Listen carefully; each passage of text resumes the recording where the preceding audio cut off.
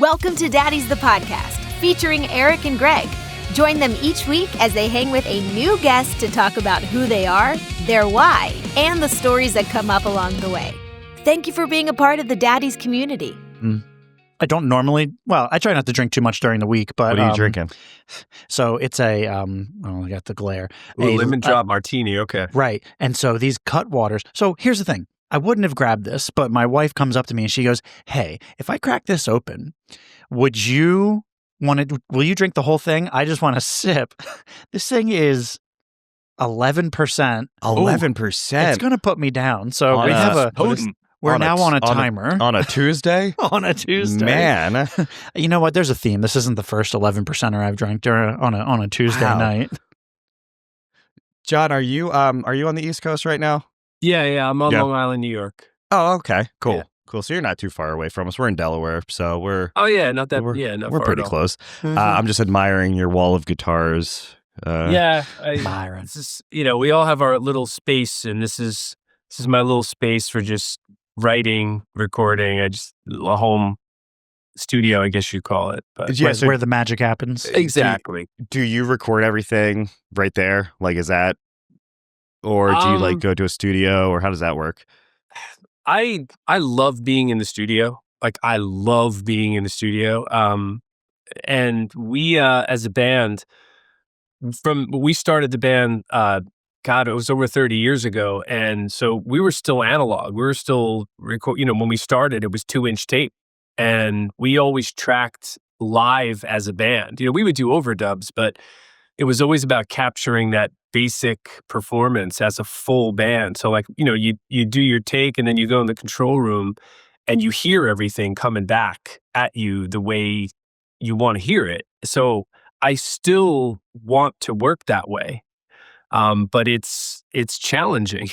It's very expensive to do it that way, to do it right. So as much as I prefer that, what I usually do is, I'm not like a super tech guy. I've never have been, clearly trying to figure out the app. But I've learned how to use my space, to record. So I'll track a lot of stuff home as a demo. And then sometimes we wind up saying, okay, let's keep, a bunch of this stuff, and then we'll go in and put drums on it or bass, and it works. It comes out good. But this is my long-winded way of saying I really wish we could just go back to live band recording on 2-inch tape, but that's the way it is. And I feel like now, when we talk to a lot of musicians, they're moving more toward the just the straight digital aspect of everything, and gone are the day of the amplifiers, and it's all running through a line 6 Helix or whatever, and I'm here in Delaware, and whoever's recording in California, right? So I was never in a band that recorded really in a setting. So yeah, I do feel like that has to be challenging to all right, I'm just going to send you my bit now, and then, you send it back to me, I guess. I don't know. That seems like it takes something Can't get out that of same it. magic. Right.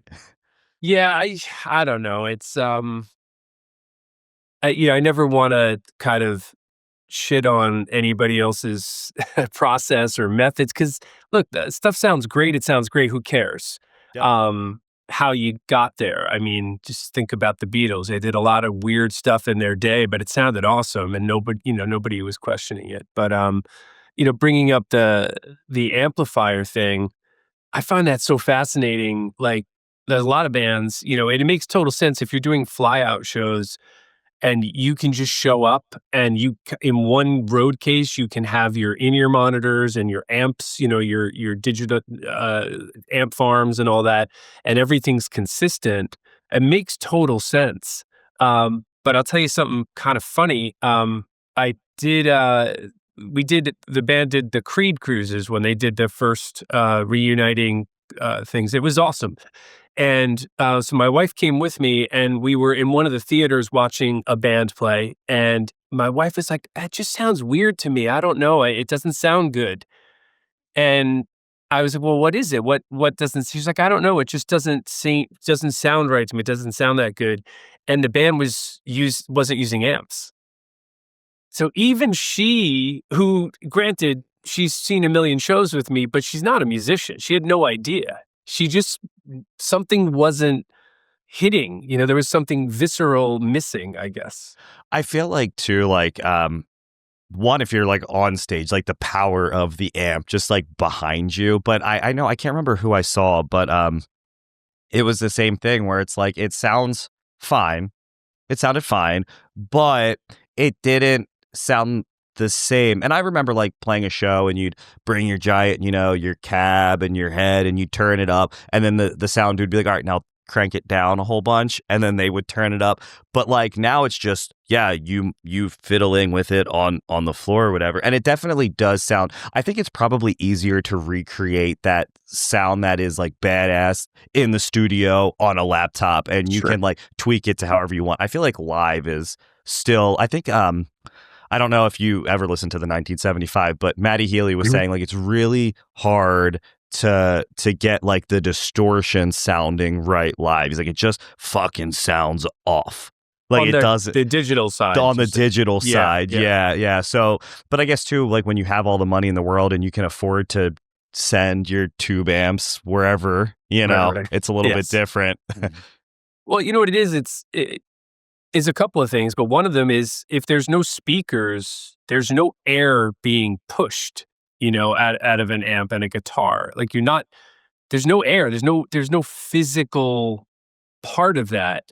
And it gets really super mathematical and scientific, which is not my forte. But, if everything is coming out of just the mains, you've got like a compression, a blanket compression on everything. So there's not much, nothing's really pushing out, whereas if you've got amps on a stage, that's pushing air here, that's pushing air over there in different volume. And then it's mixing in with the mains and it's just different. You could do a really good job of replicating it. My brother does like carpentry and like fine carpentry stuff. And I remember he told me a long time ago, something stuck with me, and he goes, 90% of the job is the last 10%. So if you've ever had to fix something in your house, you know how true that is. But I think it's just true for everything. Like you can get 90% of the way there. That last 10%, it makes a difference. And that's the hardest thing to get when you're, using digital stuff. I was watching, I think it was maybe like AFI, and they were doing like, come with us as we like get ready for our show and review our gear. And so they switched to the digital platform, but they still have like faux cabs to give the illusion that they're amps. And I know a lot of bands do that. Like you just need one, but like AC/DC, they're good for having 200,000. But I feel like more people are just going that route, and like I get it, I do. But I want to tell you guys a interesting story that happened to me, and it's going to sound like I'm making this up, but I promise you I'm not. When I was in like 7th or 8th grade, my gym teacher took me into the locker room. Okay. And just go on. Remaining, go on. Listening. This is actually going to be a trauma dump for no. So he what he said was, he was like, bro, I just want to talk to you about speaker placement. And he pulled me out of gym to talk to me about speaker placement for like 15 minutes during the class, which is, now that I think about it right now, I haven't thought about that in 20 years, but that's weird, right? Well, wait, was he asking your advice on it, or was he telling you how to put I think it was both. Okay. I think it was. And He's like, geeking out? Why are you getting advice from, what are you, 12, 13 in 8th grade? Like, why are you listening? You couldn't possibly have more knowledge about it than he had. No, right? like, dude, you have to be like 30, 40 years old at this point. But that's my speaker placement story. So it's a good story. I hope it ended well. Yeah, no, I did. Yeah, it sounds like you hopefully dodged a bullet there. That was it. No, that was how it ended, and we were cool the rest of it. You didn't regress anything? No. Okay, that good. was it. I'm glad. But I saw that you, or I don't know if it already happened, are you doing like an acoustic run with some, did that already happen, or is that happening? I did a few shows a couple weeks ago. with Chris Barron from Spin Doctors, Brian Vandermark from Verve Pipe, and we had Vinny Dombrowski from Sponge. We're sort of it's a thing. We're trying to make it a thing, but it's we branded it as Story of a Song. It's like a 90s unplugged experience. Nice. And I got to tell you, it is one of the most just fun things I've ever done. And I got a couple more coming up with me. It's Chris, Brian, and J.R. Richards, the original singer of Dishwal, is joining us. Vinny's Sponge is doing some shows on the East Coast, which ironically, I'm actually doing an opening slot with Sponge on next Wednesday, and then 2 days later, I'm in like Detroit area with the rest of the guys without Vinny from Sponge. Because he's got shows. But we're doing a show at in Wyandotte, Michigan, and then the next night we're in Des Plaines, right outside Chicago in Illinois. I saw when who was it? Sponge. Who are they playing? They someone popped up on my Instagram feed and it was like featuring Sponge. I was like, man, Sponge, like because Push, right? Like that was like was that the like I remember it was hard like back in the 90s when I would hear a song because there was no internet to look it up. Yeah. And the radio like didn't. Like you'd have to listen to the end of the song or the beginning. Right. Like it was hope super that the hard. DJ or the guy would say like that was no Shazam, right? No Shazam. Didn't know who anything or anyone was. But yeah, I can't remember who they're playing. Do you know who they're playing those shows with? I saw it pop up and I was like, oh man, I don't think it was Bowling for Soup, but it was. No, they did a tour. I mean, I know we're probably talking about two different things. They just did a tour with Everclear and Local H. I'm not sure. Actually, the show that I'm doing with them is like, I think it's like a one-off, like not a festival, but it's like a winter kind of thing. I'm not sure who they're doing the other run with, to be honest with you. I don't know. So like kind of, I guess, all coming up and around at the same time. So like were you guys all close or did that kind of just like develop like those friendships as the like back in the 90s like I wasn't seeing concerts, you know, so I didn't like so how did that work? Were you guys all cool or so the funny thing is 9 Days we started the band in like 94 but we did some indie records on our own and we had our break in 2000 and which was one of the worst years to have a break as a rock band. So the funny thing is I had met Chris and I did not know Vinny we never played with Sponge. At least I don't ever remember doing any festival things. We probably did some festivals with the Verve Pipe, but I didn't know Brian. I kind of really met these guys on that level only really in the last couple of years as I got more active again, just started playing a lot more. And, I met Brian on the Creed cruise actually, and we talked for a while. And it's kind of a funny story with the whole Story of a Song thing because it all kind of stems from this Creed cruise because when you get off the boat, they give you like a survey, like, hey, what would you, a bunch of questions, but one of them is what would you like to see? So I wrote, my God, you have all these amazing bands here. Do a writer's round, get a bunch of them together, just break it down to an acoustic guitar and stories. So I put that on the survey and then, I was thinking about it. I'm like, man, we should just do these. Just let's take this out. So a year ago, I reached out. I have some friends at radio on Long Island. I've been here forever. And I brought up the idea. They were totally into it. We found a venue. And it was actually my friend Brian Orlando, who's a DJ.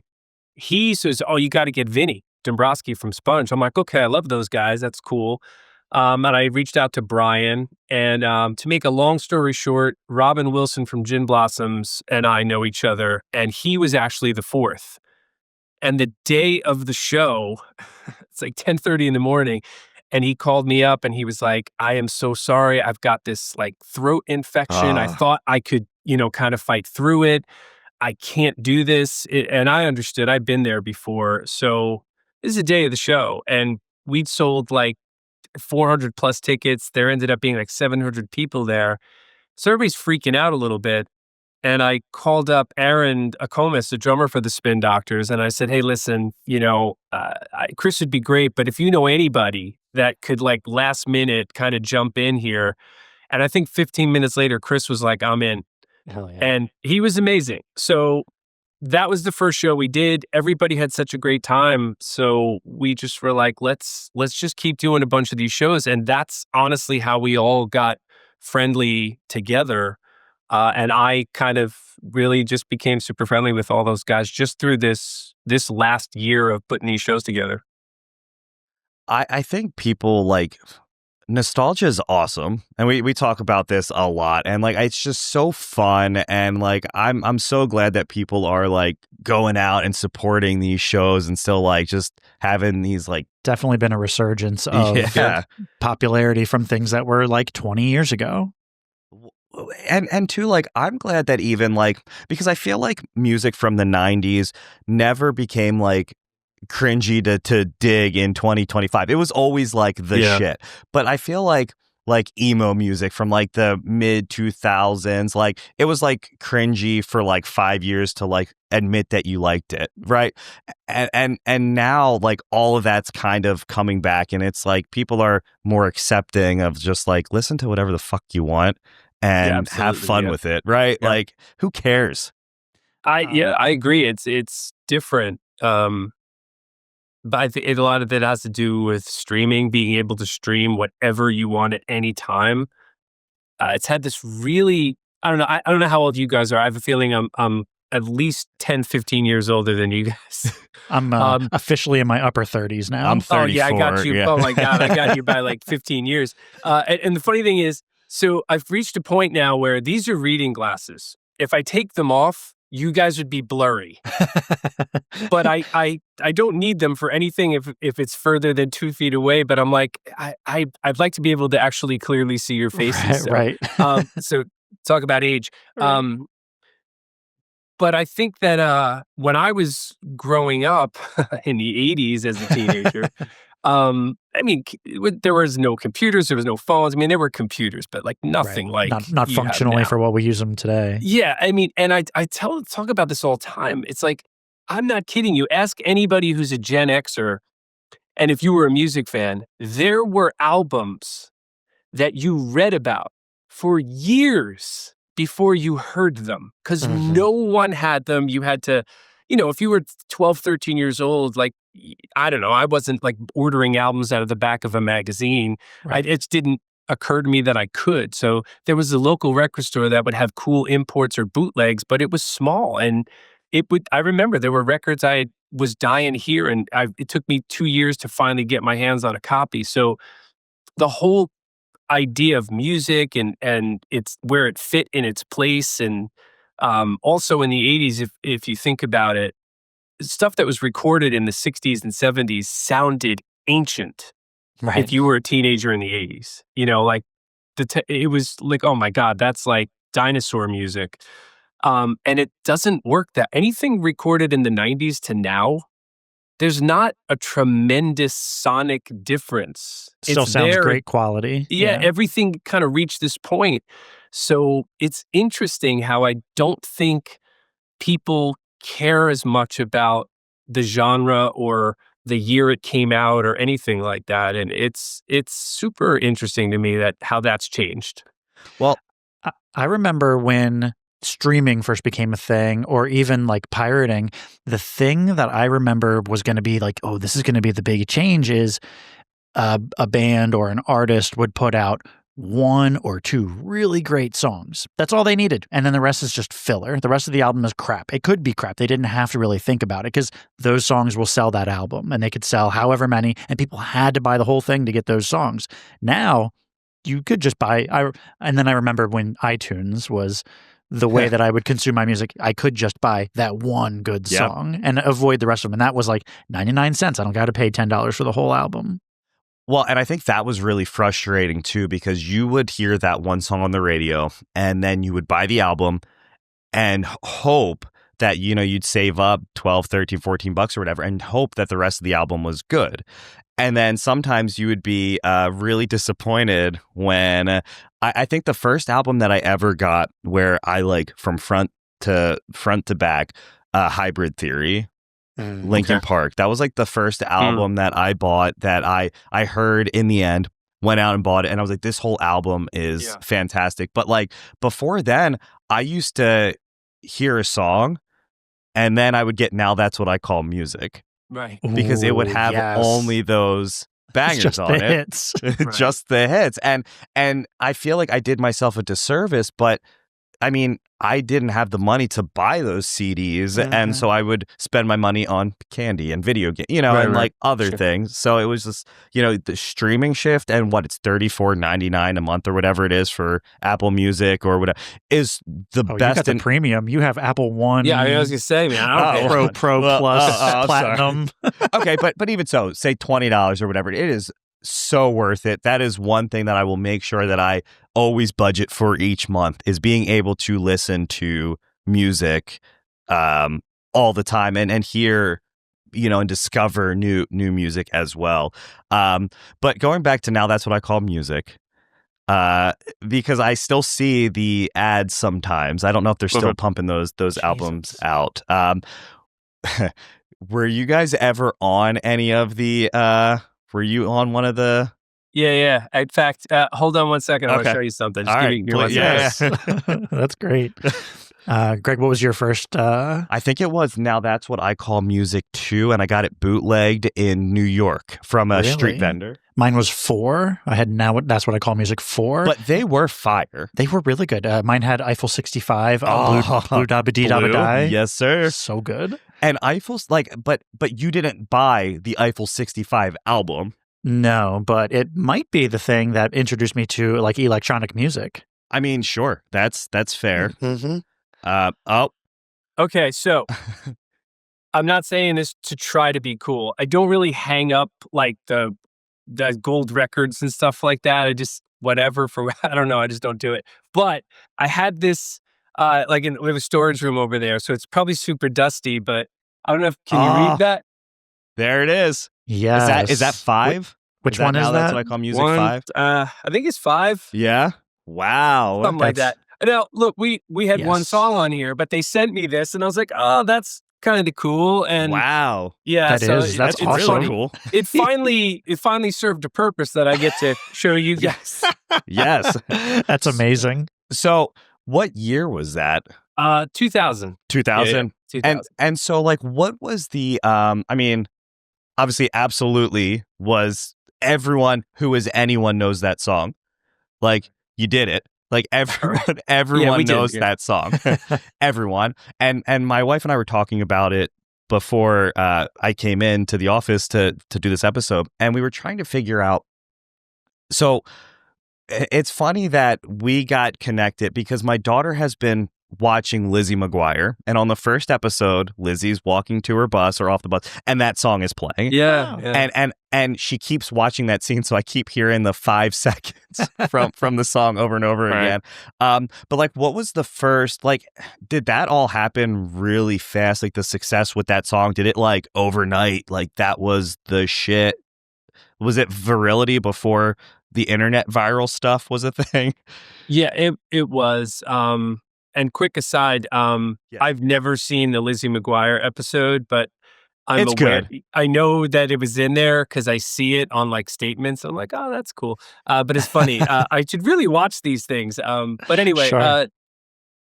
Story of a Girl is like a literal like textbook movie version of, going from 0 to 100 in a split second. And I wrote the song in like May or June of 1998.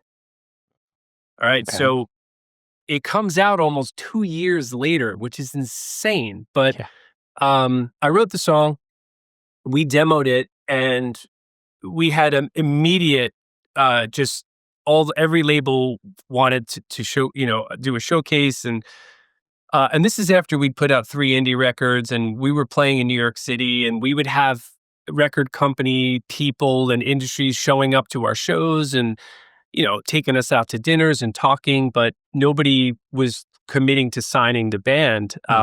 It was sort of like, well, you need a hit. And we were like, well, and it's funny going back to albums, and I do want to come back to albums in a minute, but Sure. we really honestly honestly considered ourselves an album band. You know, like I never thought about writing a hit on the radio. Um, it just didn't seem like that was what our band was. So when I wrote that song, I wrote it really fast. I wrote almost 90% of the song in about a half hour. And I was like, oh my God, that was this is weird. And it was so pop that I was a little embarrassed to bring it to the band. Yeah. And we used to rehearse all the time at this rehearsal studio. So we showed up, and the typical thing we would do is like, oh, who's got a new idea? And we'd work on new music. That's what we did. So normally I'd take my guitar and I would play the song and I would sing it for everybody, and everybody would kind of fall in and figure some stuff out, and eventually we'd have a song. But this time I was like, I'm not going to sing it for you guys. Let's just learn how to play it. So we spent however long, probably an hour or two, like working out all the chord changes and the drum part and the stops and starts in that. And when everybody had nailed the music, then I was like, all right, I'm going to sing it. And I built up the expectation at this point because everybody's like, dude, what is this? And I wouldn't even look at them. I was just facing the other way. And I'm like, all right, here we go. And we played the song, and I was like, okay, they're either going to be like, oh, dude, this is way too pop, or I really didn't. I knew it was good, Right. but I knew it was different. And we got done, and everybody just kind of laughed, and they were like, this is a hit. And we all kind of knew it, but it was weird.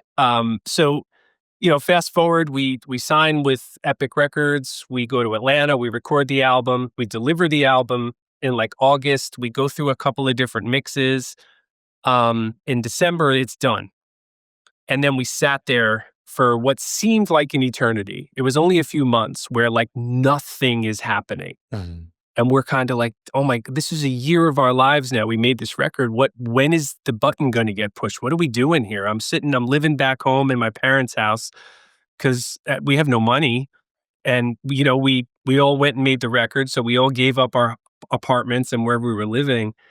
And this is a very long story I'm telling, but to make it as short as possible, Epic submitted the song, Absolutely Story of a Girl, to some radio convention. And it blew up at the convention. And the next day, it was like, go time. It was like, all right, in 2 weeks, you're flying to LA to shoot a video. We're going to radio. And it was just a full steam ahead for however long, 6-8 months of just crazy town. But it was awesome.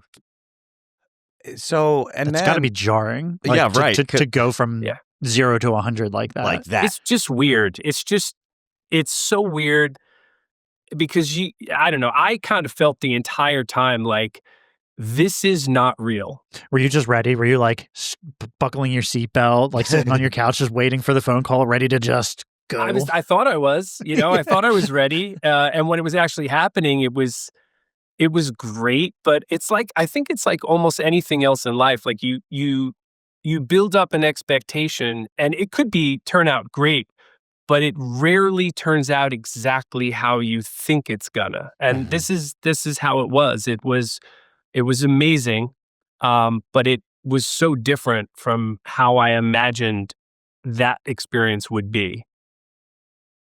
So then, like, movies and TV shows. So obviously I know Lizzie McGuire, but was there did it also hit a bunch of movie soundtracks as well? And that's what we were trying to figure out. And I obviously could have Googled it on the way in, but okay.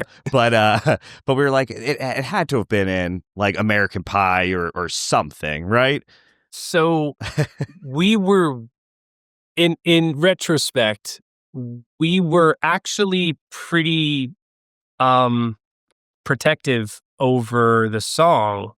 We didn't put it in a lot of stuff. Okay. It was getting played ad nauseum on the radio, and I was desperate for the next single to come out to prove to everyone that we were a band. Right. And we probably should have waited longer to put that second single out, because it did okay, but it didn't come close to absolutely, and it didn't do what I wanted it to do, which was to get everybody to realize, oh my God, these guys are like a real band. So we were pretty protective over Story of a Girl for a long time, but eventually, there were cool opportunities for it. But we're talking way later. It got in TV shows. It got in. I don't even know if it was in movies at that time. We really didn't do that. But I don't want to skip too far ahead, but there was a movie, Everything Everywhere All at Once, that came out a few years ago. It won 11 Academy Awards. That movie has Story of a Girl in it like 4 times, different versions, which is a whole other story. But we did some really cool things with it eventually. Okay. Yeah, I mean, I feel like that has to be like tough. You have like this, like you're essentially trying to top what you've already, like you're here and trying to then hit there again. Like that has to be super challenging and hard. Intimidating. And It's intimidating. impossible. Yeah, right. Like it can't be done. No. And I feel like that, like even if like these songs are fire, like I don't want to say it has to be a little disheartening, but then it's like, well, people are gonna be like, yeah, that song's fine, but I want to go back to the other one. You know, play absolutely. Yeah, right. Do it again. Yeah, right.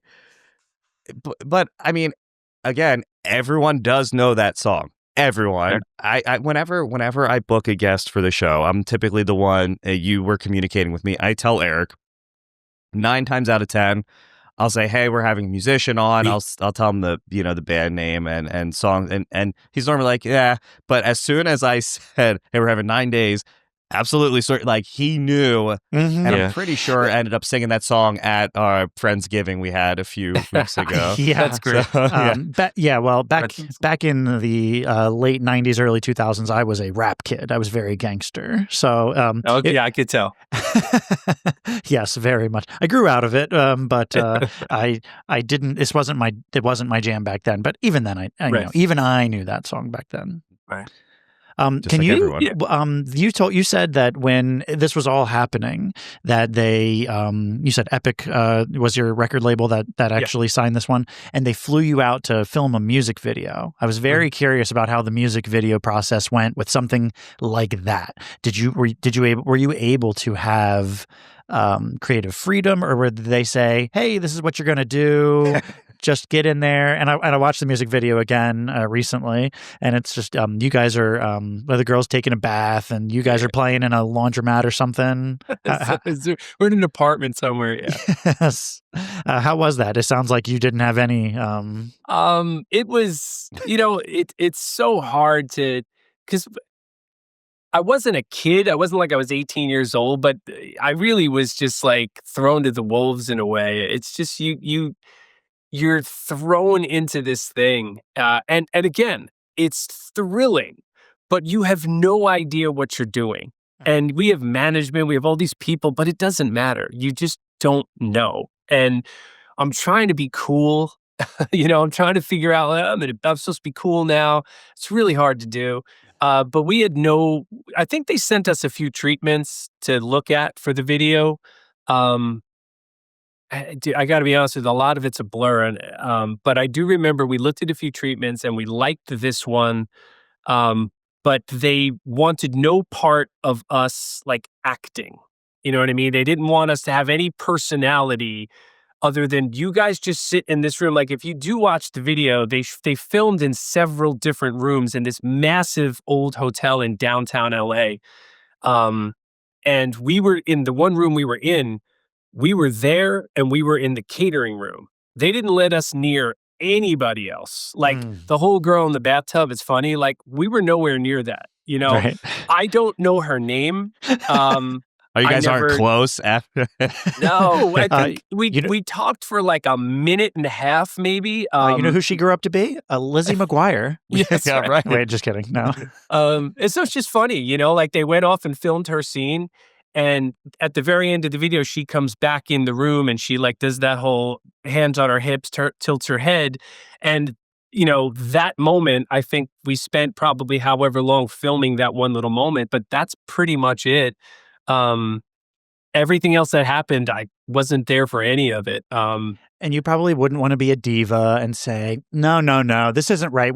This isn't the way that we wanted to go. Right? There's no way. It is right. there are so many people on a right. set, like lighting, cameras. And the truth is, none of them give two craps about who you are or the band. They have a job to do, Right. and nobody's like fawning over you. You know, like maybe the makeup people are treating you nice, but everybody's just doing their job. And it's like, let's go, let's go, let's go. So you just don't want to mess anything up. Right. And that was pretty much that experience. We enjoyed it, but we were trying to be cool, trying to look cool, and just it was one day. It was a one-day shoot, and I don't even remember if we stayed there after that. We might have flown out the next day for a show. I don't even remember. But it's crazy too, because like music videos and I used to spend every morning for hours before the bus came watching music videos, and they were such an integral part of music back. Like now, music videos happen on YouTube. Like MTV, isn't MTV gone? It is. I think it is, right? Yeah, It's right. gone So, very like, recently.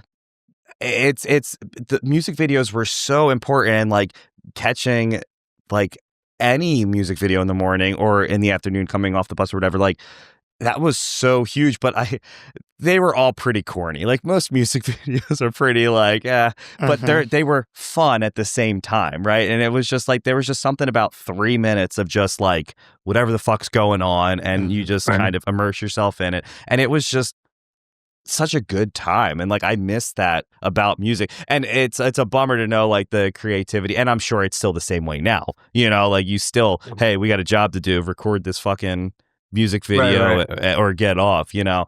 I guess it is kind of a bummer that you don't get total creative freedom, but I get it. Yeah, I mean, it is and it isn't. It was more like we were just hanging on, you know, like I don't know. I don't mean for it to sound negative or that it was a bummer, but it was a weird. It's like being out of body a little bit, you know. You're on this thing and you're part of this thing, but you at the same time you're fully aware that like this song is bigger than any of us. It's bigger than the band. It's bigger than anything, and you know that it's an anomaly. You know, that song was just a lightning strike thing. I didn't sit down and craft that song like some Diane Warren or Desmond Child, these prolific hit writers. So the whole entire time you're just kind of it's surreal. I don't know. It's hard to really explain it. Now, I know when we've talked to musicians before, and I don't know if it was the same way like back in the 90s, but they'll say like, hey, when we released an album, the label would front us $800,000 or whatever, and then we owed them all that money back. So was that the same thing? Like you get an advance essentially, and then you will be paying us back over like, or was it different with like so many people, I guess, approaching you and kind of like fighting over you guys? This whole thing is going to make like, man, drama's really a bummer. But I'll tell you, I'm never going to write a hit. It sounds like been it a long sucks. time, and it's like an education. We signed a $350,000 record deal, which was not a tremendous amount of money at all at that time. So our lawyer, I believe, got 5% of that. Our management got like 20% of that. Fuck. The recording budget was built into that, right? So X amount was for recording. So that probably wasn't commissioned. I will tell you that when all was said and done, I might not have the numbers exactly right, but I think each member of the band got about $6,000 or $7,000 to live on. And we signed the deal in March, and we went to Atlanta in May for a couple months. And then we didn't go on tour for that till March of the following year. So you can do the math. $6,000 or $7,000 does not I went back to work. We recorded the album, and I was working at Borders Books and Music, the bookstore, before we signed the deal. And after I recorded the album, I had no money, so I went back. Like I said, I went back to my old bedroom, and I was like, okay, well, this is just a short stop because we're gonna go tour. And I went back to work at Borders just to make money till we went out on the road. So there was no money, and to this day, 2025, December, what is it, 2nd? December I have 2nd. Yep. never been paid a penny in royalties from Epic Records ever. Wow. And that's normal. Yeah. This is a normal right, thing. Right. Okay. Their accounting is magical. Sure is. And we spent money touring. I'm sure they spent money putting us on TV shows. That stuff's really expensive. We made 2 videos. They're probably $150,000 each. So, they spent a lot of money, and you only pay that back out of your share of the album sales. Mm-hmm. So if you make $1 on every album that's sold, you have to sell 2 million albums to recoup the money they've paid. Trust me, getting played on the radio, it costs money. Radio Wow. doesn't just play it. So that's the bottom line. You have to sell a ton of records to make money back for your label. Well, and I feel like now, like, it's even harder because people aren't really buying music, I feel like. So you get now paid an eighth of a penny per stream or something? Yeah, maybe? it's like 1 billion streams is like 50K or something maybe. But like, so merch, I feel like, is where it's at, like, for bands. Now, back when you guys were touring, were you selling albums and merch, and like that's how and then did you get to keep that revenue, or was that also then pulled? No. There were deals called 360 deals that were happening back then, where the labels realized we're losing money on album sales, so we have to figure something else out. We never did that. So when you're touring, the band is going to make their money touring and selling merch and any other ways that they can. You're not going to make money from selling records, certainly not anymore. But even back then, you had to sell millions to get your money back and start getting paid. It's the machine. Yeah, that's an industry right there. Yeah. Well, now I'm bummed out. I'm sorry, man. Greg, you're never going to drop. I find this stuff to be. It's so interesting. It is. Look, I'm out of the other side now. It's 25 years ago. I've made records since then. I've learned a lot. I've got to a place a long time ago. It is such a wonderful place to arrive. And I was probably in my mid-30s when I had this, full acceptance. Like I know what I'm good at. I know what I like. I know what my strengths are. And it was really, I'd say liberating, but it was calming. I just was like, I'm not chasing this stuff anymore. And that has allowed me to really appreciate everything that happened then and still happens. I still get so many opportunities to go out and play my songs, play my music, record new music. So, I'm happy. All this stuff that happened was crazy. An overall boon. But it was good. Yeah. Yeah, but it's great. And I still, Story of a Girl is like the gift that keeps on giving. It keeps giving me these amazing opportunities to, be in a movie, a film that wins 11 Academy Awards, where I got to rewrite the song specifically for the film. And that's amazing, and I still get to play shows. I get to go out and meet other great artists, and we do these writers rounds. And so I consider myself really fortunate. We're a one-hit wonder, but we have a lot of records and we have a lot of really great songs. And, there are people out there who appreciate those too. So it works for me. No, I feel like that's, I feel like you have to kind of go through that shit sometimes, right? To like come out on the other side, which sucks. It does. But like, I mean, Eric and I, we're not like famous musicians, but like we've had to go through shit to kind of get to where we want to be, and it's just it just is what it is. We're not there yet, Greg. We're not there yet. Yeah. Well, I'm still working on my my hit song. So right. It could happen. You never know. Yeah, right. So. Well, apparently all you got to do is just sit down and write a song in, did you say 30 minutes maybe? 30 minutes. 30 Something minutes, like that. Give or take. Yeah. Boom, I'm going to boom, take boom. that formula. Have and you tried apply just quick fire, just write a 30-minute song every day and see?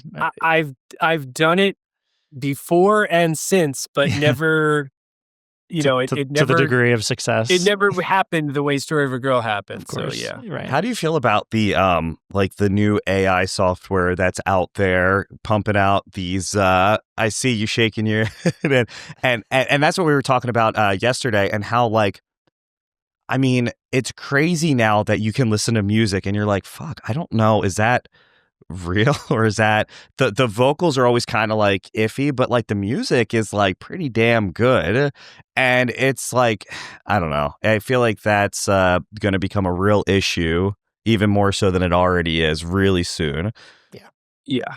Well, I don't know if you guys read this, but iHeartRadio, that conglomerate, just, I think it today came out and said they will not play AI music. Good. And in fact, every whatever, I forget what they call it, but like on the hour or every half hour, they have, this is a name for it. I just drawn a blank on it. It's a radio term, whatever, but they will say all human, like all the time. All the DJs are human. All the artists, all the music is no AI. I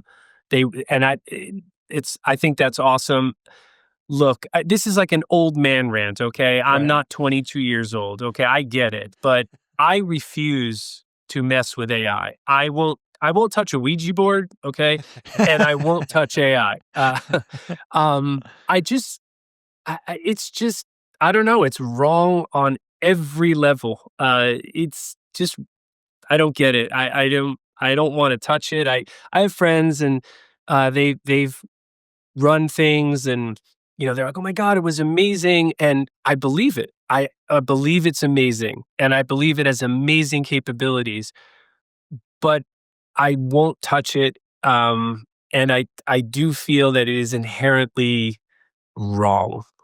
I'll tell you, like, I like AI as a tool, but there's this app, Suno, and it keeps popping up. I've used it, and like, I wrote a guitar riff, and I was like, hey, I don't know where to go after this. Here it is. I've recorded it. Help me out. But then what it gave me was way more amazing than I could do. One, I now I don't know how to play this. I don't know what this is. So then I feel like then people are like, all right, well, you know what?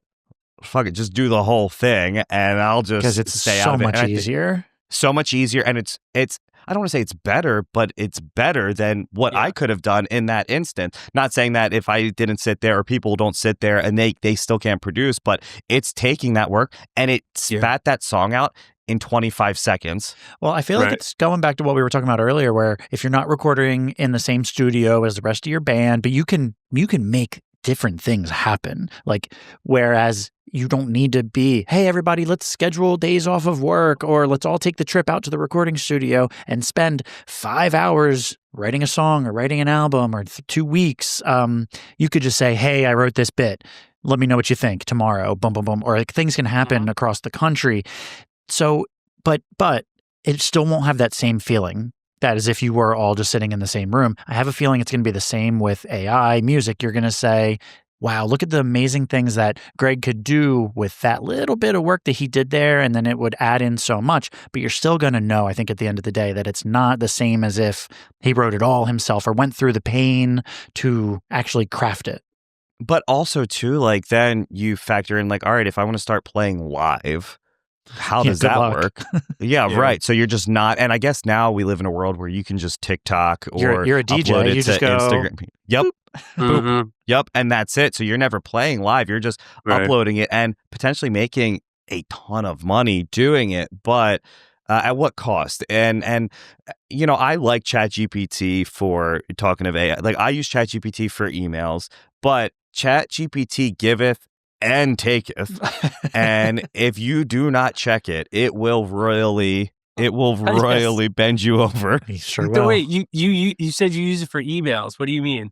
So like I will, if I am sending like work emails out, I will type something up and I will run it through ChatGPT and say, hey, correct this or make it more grammatically pleasing in this tone. Professional. And it'll or... shoot you two typically. Do you like A or B? It's like the eye doctor, one or two. And then I will go through but then ChatGPT will say at the end, like I always sign off on an email, thank you, Greg, but it'll say best regards, Greg. Never in my life is best regards my salutation. No. Ever.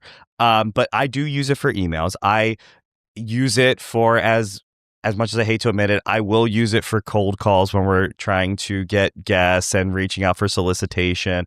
So the initial contact that I had with you may or may not have been ChatGPT. I mean, we talk about this. Words are hard sometimes. Words are hard sometimes. If I had to craft a message to send to somebody, I would think about it for an unreasonable amount of time. You'd think I'm a stone cold. I mean, I'm not a smart man, but you'd think I'm a stone cold idiot if I sent out the thing. You'd be like, this isn't a whole sentence. I don't even know what you're asking. So I love it for that. But then I guess it does take out that personal. Yeah, I definitely feel that what you're saying, where it's inherently evil, is so much. I used to be so excited for it. I'm a geek. I'm a nerd. I really love the idea of tech. Less the older I get, like the less I understand, the less I'm like really amazed at it, and the more I'm weary of it. But what you're saying, I'm starting to vibe with that, where it's like maybe it's not great, and it's not everything that I imagined that it would be. I think.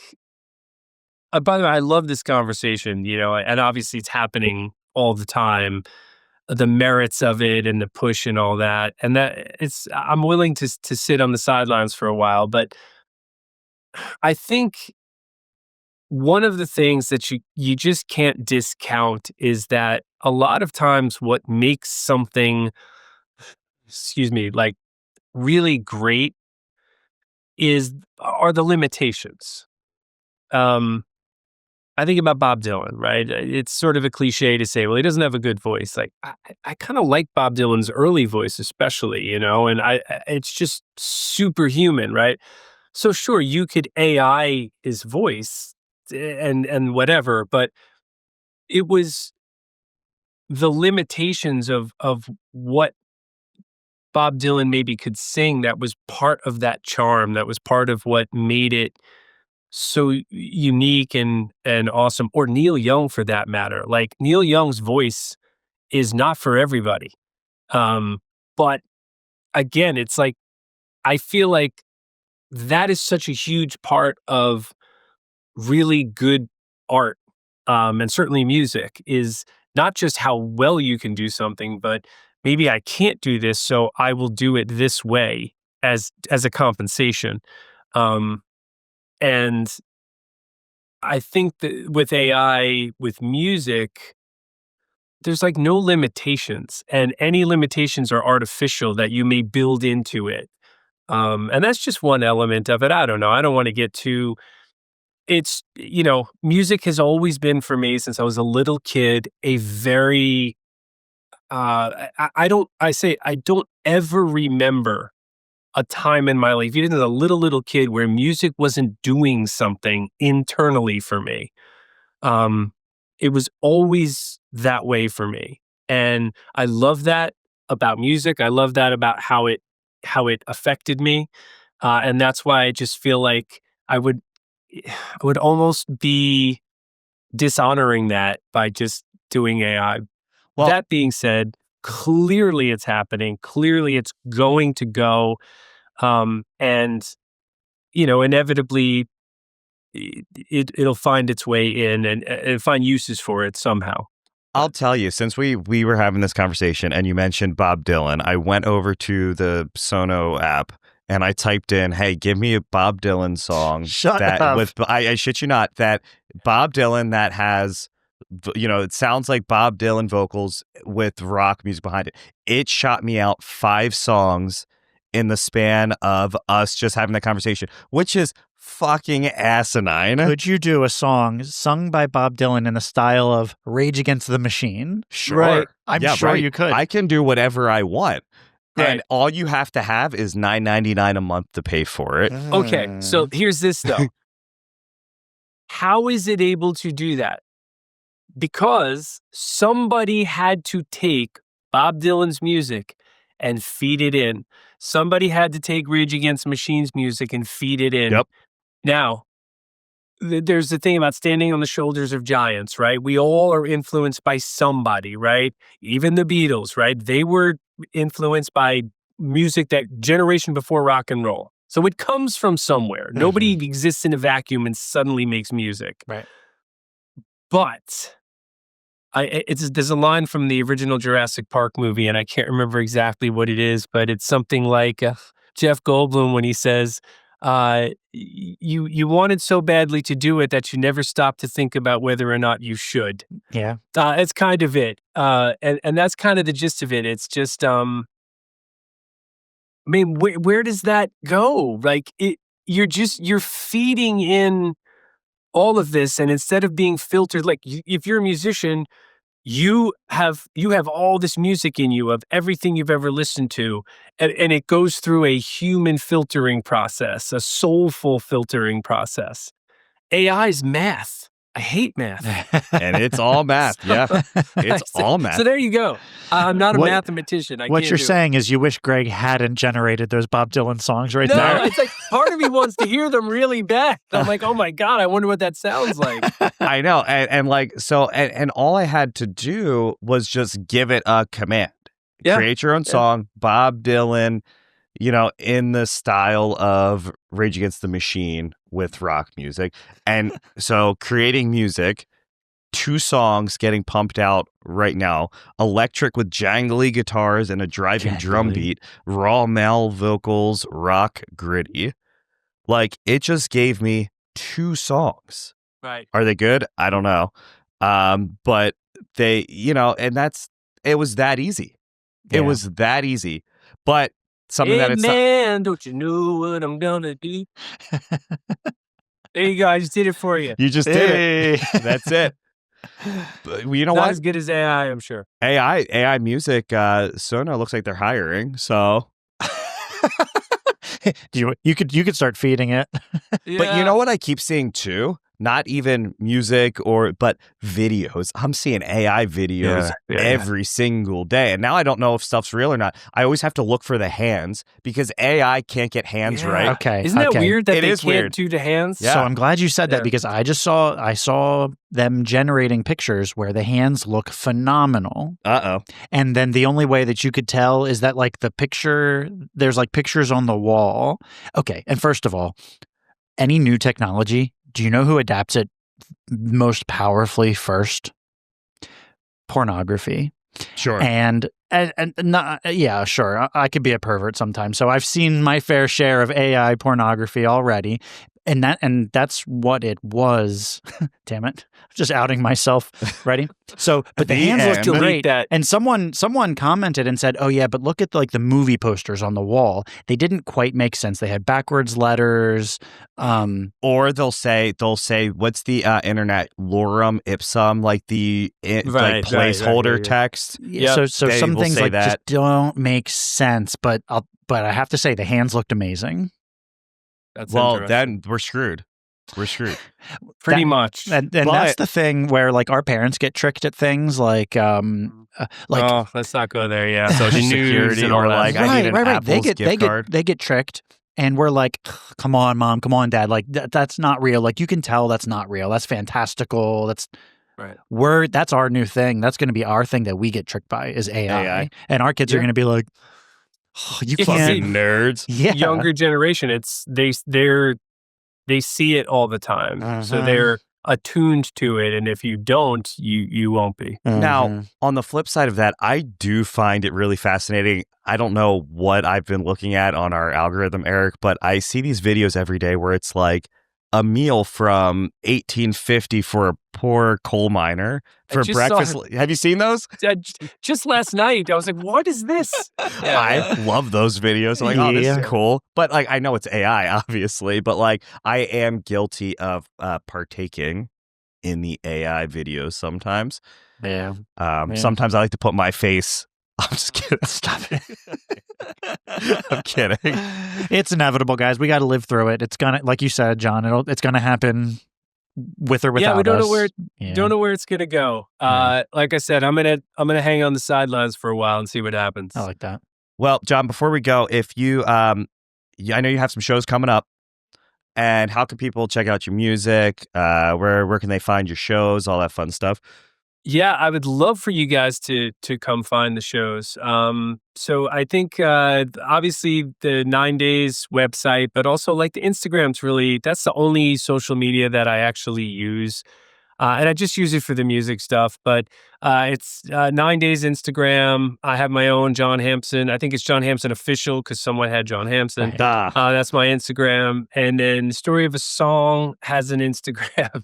But I post on there. I do post. I've gotten more adept at that and just sort of communicating shows and things like that. So yeah, please definitely come check it out. Come say hello. And by the way, I will never decline to sing Story of a Girl. I'm not, I always do it. I still love doing it. So if you want to hear that one, I'll play it. That's awesome. Awesome. Well, thank you, John. Appreciate thank you so much. Thank you guys. This was man. really fun. It was a great time. I appreciate it. Cool. Thank you. Thanks for listening to Daddies the Podcast. Don't forget to subscribe, drop a review, and give us a like. We'll see you next time.